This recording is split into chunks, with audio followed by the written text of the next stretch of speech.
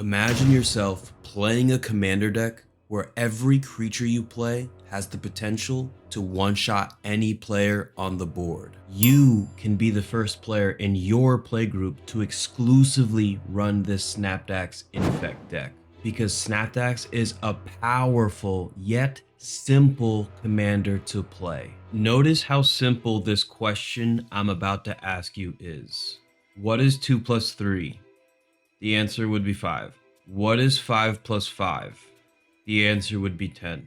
The reason you may come to value these simple math questions is because the poison counter mechanic in Magic the Gathering states a player with 10 or more poison counters loses the game. So in other words, because Snapdax has 3 power and double strike, if we're able to put 2 +1/+1 counters onto Snapdax and give him Infect, that would mean that as Snapdax deals damage, he automatically deals 10 Infect damage to an opposing player, knocking them out of the game. Keep in mind that Snapdax has an ability called Mutate, which is going to allow you to combine him with a non-human creature on the battlefield. Now, we need the creatures that we're playing to gain those +1/+1 counters, so why not play creatures that as they deal damage to our opponents, put +1/+1 counters on themselves, like this Falcon Wrath Marauders. The cool part about this is while the Marauders are dealing damage to your opponents, it's bringing down your opponent's life total. The Marauders can get to a point where this is a 10-10, a 12-12, a 14-14, which means that your opponent may cast removal or an exile spell on this creature. But the thing is that means that if they spend their removal on the Marauders, that means that they have less removal for when you mutate Snapdax onto a creature. You're only going to want to mutate Snapdax onto a creature if you notice that you have one of these Infect spells in your hand, or you have one of these Infect creatures on the board. These 3 in particular being very powerful because each of them have flying, and specifically probably the best card in the deck being the Flesh Eater Imp has an ability that allows you to sacrifice a creature to give himself +1/+1 until the end of turn. So if you mutate Snapdax onto the Flesh Eater Imp, you could then sacrifice a couple of creatures, getting his power to 5 to then one-shot somebody inside the game. Because a lot of the creatures inside this deck end up becoming large threats from the +1/+1 counters that we give them, a lot of those creatures end up dying. So we play cards like this that allow us to draw cards as our creatures with +1/+1 counters on them die. Now, because a lot of our creatures die inside this deck, we're playing a slight reanimation theme inside here, and Okiba Salvage gives us the possibility of bringing a creature back and putting exactly 2 +1/+1 counters on the creature that we bring back with this card.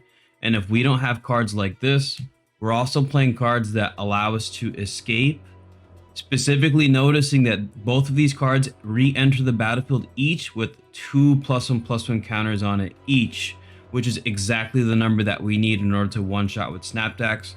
And we have the Stinky Weed Imp over here as well. That's going to allow us to dredge him back out of our graveyard to cast him again, so that we constantly keep a flying threat on the battlefield with Snapdax. Now, just imagine that you're playing a game of Commander and that you just drew this opening hand. I'm telling you, if you draw something like this when you play, you know that you're going to knock somebody out of the game within the first 5 minutes of you playing. Because watch, this is the perfect opening start to a game. You start, you play your command tower, right? And then you would just pass a turn to your opponents. You go to your next turn, you're going to play your next land, tap 2. You're going to then play that Neonate that as it deals damage is going to put a counter on itself, and this has to attack each turn if able. So that's going to be on the battlefield. You're then going to pass the turn. Hopefully at some point you draw into an extra land. We're just going to put this land into play. We'll attack with that Neonate, and now this Neonate is going to get 1 +1/+1 counter, okay? Now what we're going to do is tap the 3 mana, and we're going to play that Bonder's Ornament that we had earlier. We're going to put that onto the battlefield, and then we're going to pass. We'll untap, and then we'll just put this land onto the battlefield, and then we're going to pay 5 mana, and we're going to mutate Snapdax onto the Neonate. Now, as Snapdax enters the battlefield, he's going to deal 4 damage to target creature or planeswalker an opponent controls, and then we gain 4 life. So we're just going to imagine this is going to mutate, and he's going to deal 4 damage to a creature an opponent controls. And now we go to combat, we attack with Snapdax, which means he's going to deal damage once, he's going to gain a counter. He's going to do damage again, he's going to gain another counter. So now we have the 3 counters, or at minimum 2 counters that we wanted. And now all our opponents see is that we have a double striking Snapdax on the battlefield. Once we pass a turn, we can take our turn, untap. We can then use the Shriek mod that we had in our hand earlier to evoke this, to then destroy any other blockers that our opponent potentially had. We could then go to combat to attack, tap this, cast a Tainted Strike, and now Snapdax has Infect, and we just remove somebody from the game. And it really just happens this quickly. Now, when you play this deck against people don't ordinarily know that you're going to be doing this, so you may be able to get away with something like this the first couple times, or maybe just the first time you play this deck, depending on who you're playing against. In the future, people will know that cards like this end up being massive threats.